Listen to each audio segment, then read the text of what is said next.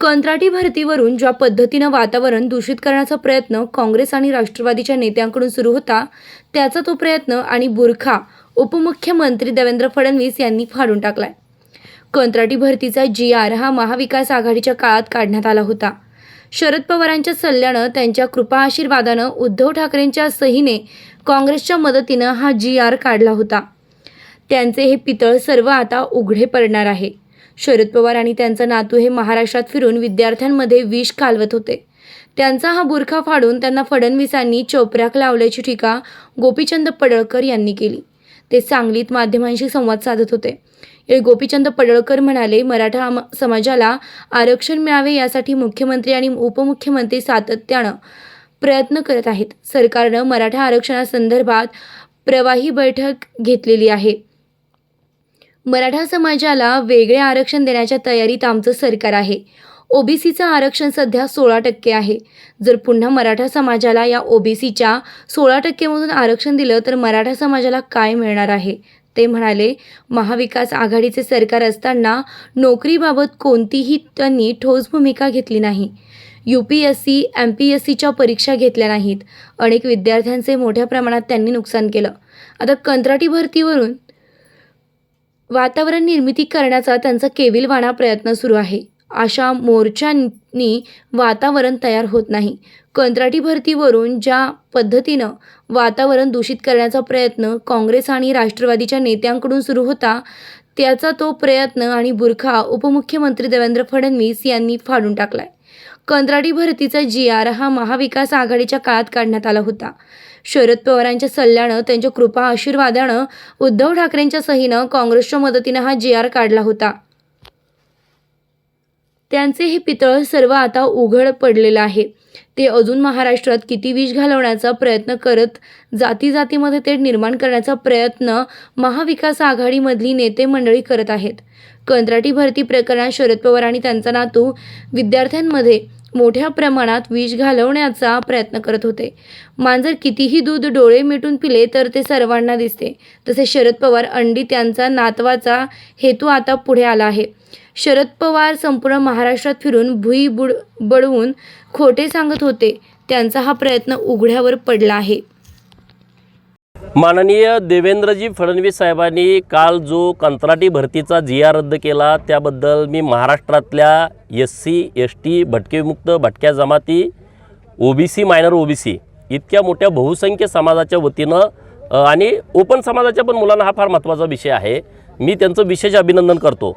आणि ज्या पद्धतीनं महाराष्ट्रामध्ये चुकीच्या पद्धतीनं वातावरण दूषित करण्याचा प्रयत्न केला जात होता, त्यांना उघड्यावरती आणण्याचं काम माननीय देवेंद्रजींनी केलं.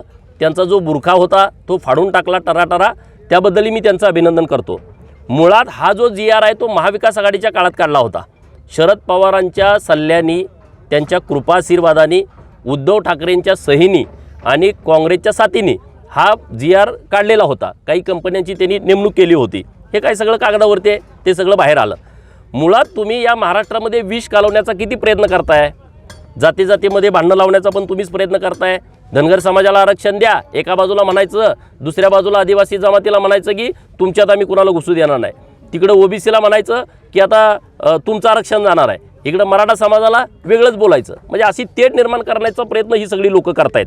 कंत्राटी भरतीच्या बाबतीमध्ये शरद पवार आणि त्यांचा नातू बाकीचे पण प्रयत्न करत होते, पण हे दोघं फार महाराष्ट्रातल्या विद्यार्थ्यांच्यामध्ये विष घालवण्याचा प्रयत्न करत होते. कारण पुणे हे मुख्य सेंटर आहे. महाराष्ट्राच्या कानाकोपऱ्यातून लाखो मुलं तिथं MPSC, UPSC करण्यासाठी येतात.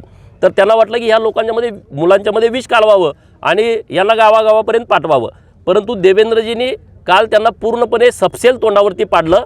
त्यांनी ज्या चुकीच्या पद्धतीनं कंत्राटी भरतीचा GR काढला होता ते सगळं लोकांच्या समोर आलं, विद्यार्थ्यांच्या समोर आलं.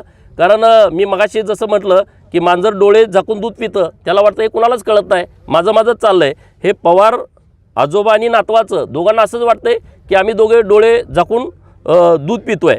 एक जुनी म्हण आहे की खरं घरातून बाहेर पडून चप्पल घालेपर्यंत खोटं गावभर फिरून येतं, गावभर हिंडून येतं.